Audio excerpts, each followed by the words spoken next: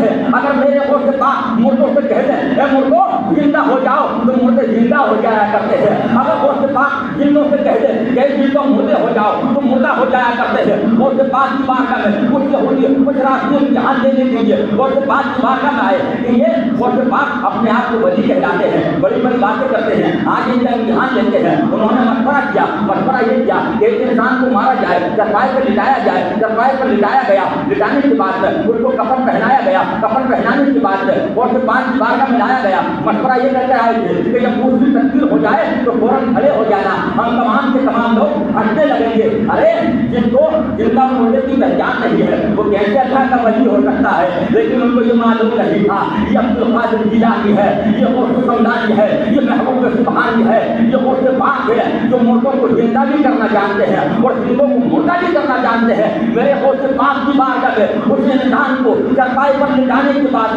کفن پہنانے کے بعد غوث پاک کی بارگاہ میں لایا گیا. میرے غوث پاک کی بارگاہ میں جب اس انسان کو لایا جاتا ہے میرے غوث پاک نے فرمایا زندے کی پڑھائی جائے کہ مردے کی پڑھائی جائے؟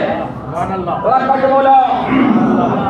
کیا فرمایا کہ زندے کی پڑھائی جائے کہ مردے کی پڑھائی جائے؟ کہا کہ زندگی بھی کہیں پڑھائی جاتی ہے, حضور مردوں کی ہی تو پڑھائی جاتی ہے. میرے غوث پاک نے پھر فرمایا کہ بتاؤ زندگی کی پڑھائی جائے کہ مردے کی پڑھائی جائے؟ حضور نماز جنازہ تو مردے کی پڑھائی جاتی ہے. 3 مرتبہ فرمانے کے بعد میرے غوث پاک 3 مرتبہ فرمانے کے بعد نماز جنازہ پڑھانے کے لیے کھڑے ہو جاتے ہیں. قسم خدا کی میرے غوث پاک نے پہلی تکبیر کہی اللہ اکبر,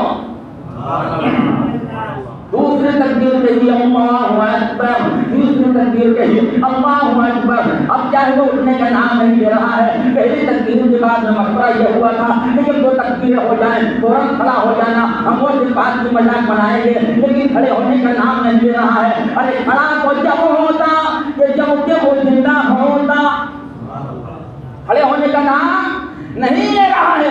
اب اندر ان کا دل کانپنے لگے, اندر ان کا دل کانپنے لگے. 3 تکبیریں ہو گئی, لیکن یہ تکبیر ہونے کے بعد بھی وہ کھڑا نہیں ہوا. اس کو اٹھا کر کے ایک کونے میں لے جاتے ہیں. کونے میں لے جانے کے بعد میں دیکھا تو اب وہ زندہ نہیں بلکہ مر چکا ہے.